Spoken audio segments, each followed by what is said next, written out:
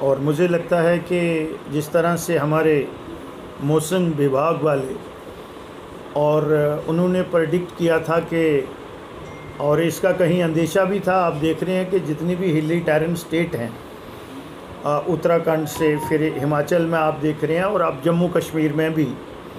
ये जो त्रासदी आई है, तो एक बहुत बड़ा डिज़ास्टर हुआ है। उसमें मैं ये कहूँगा कि माता वैष्णो देवी के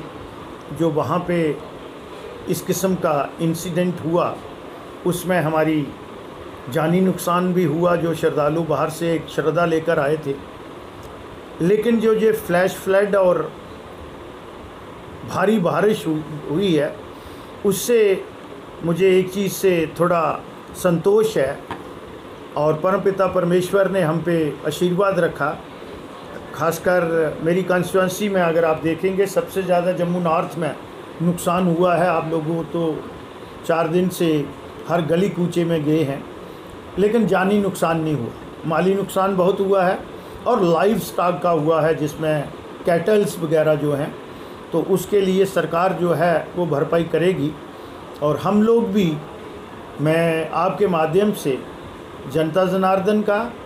और जो समाज सेवा में लगे हुए नर नारी हैं और अपनी पार्टी के काडर का धन्यवाद भी करता हूं कि जिस तरह से, क्योंकि ये जो डिज़ास्टर होता है, ये जो प्राकृतिक आपदा आती है, इसमें 3 तरीके से कंटिजेंसी प्लान होता है। और हमें अंदेशा था, आपने देखा कि एक दिन पहले हमने एडमिनिस्ट्रेशन से भी ये मीटिंग डिबकाम के ऑफिस में, और हम जम्मू के सारे विधायक उसमें थे,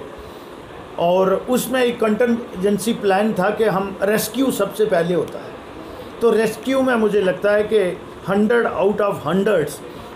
एडमिनिस्ट्रेशन को, यहाँ के लोगों को, और ख़ुसूसन तौर पर जो अफेक्टिव लोग थे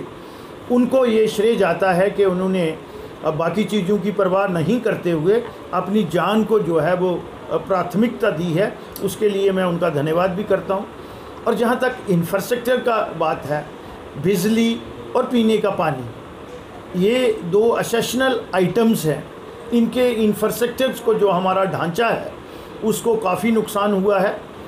और इसी तरीके से अगर डाउन लाइन में आप देखेंगे तो फ्रेश कटिंग बहुत हुई है, साइल एरोजन बहुत हुआ है, गलियाँ नालियाँ और सड़कें तो तबाह हुई हैं, लोगों की फसलें भी तबाह हुई हैं। तो हमने परसों जो मीटिंग ऑनरेबल चीफ मिनिस्टर साहब ने सेक्रेटरीट में ली थी, उधर 1 वॉइस में हमने ये कहा था कि इसको प्राकृतिक आपदा घोषित किया जाए, इसको डिज़ास्टर जो है उसकी श्रेणी में लाया जाए, और लोगों का जो माली नुकसान हुआ है, जान की भरपाई तो नहीं कर सकते, लेकिन कहीं ना कहीं संवेदना प्रकट करते हुए उसका भी कुछ करना पड़ेगा। लेकिन जो माली नुकसान हुआ है, उस नुकसान को हम किस तरह से भरपाई कर सकते हैं, उसके लिए। और इमीडिएटली चीफ मिनिस्टर ने उसी दिन 10-10 करोड़ रुपया SDRF से जो है, और डाउन दी लाइन हायरार्की जो थी, PHE विभाग था, बिजली के विभाग के हेड ऑफ द डिपार्टमेंट थे, कमिश्नर भी वहाँ पे थे, और म्यूनसिपल कॉरपोरेशन जम्मू, मैं उनके अधिकारी और कर्मचारियों का भी धन्यवाद करता हूँ। और मुझे लगता है कि उन सबको वहाँ से निर्देश भी गए, और वो पहले भी काम कर रहे थे, उसको अब एक्सपीडाइट किया है। और मुझे लगता है कि अभी समय लगेगा लोगों को उससे बाहर आने में। और हमारी ये है कि हम एक कंप्रहेंसिव डिटेल्ड रिपोर्ट, जितना लॉस हुआ है, चाहे वो गवर्नमेंट ऑर्गेनाइजेशन के जो हमारे हैं, पब्लिक सेक्टर के, कनेक्टिविटी का हो, पीने के पानी का हो, गलियाँ नालियाँ हों, बिजली का हो, और गवर्नमेंट के जो स्ट्रक्चर हैं, तो उनकी एक डिटेल्ड रिपोर्ट जो है वो डिपार्टमेंट जो है लॉस असेस कर रहा है। और हम गवर्नमेंट ऑफ इंडिया से भी विनम्र बेनती करेंगे कि यहाँ से लेके, जैसे 2014 में, उस समय मैं इस विभाग का जो है PHE इरिगेशन फ्लड कंट्रोल का मंत्री था, तो 800 करोड़ रुपए का बजट, एक कंपनसेशन ग्रांट जो थी, 1 टाइम एक पैकेज दिया था। तो मुझे लगता है कि उससे भी बड़ी आपदा, और अगर आप देखेंगे रिकॉर्ड बता रहा है कि 100 साल के बाद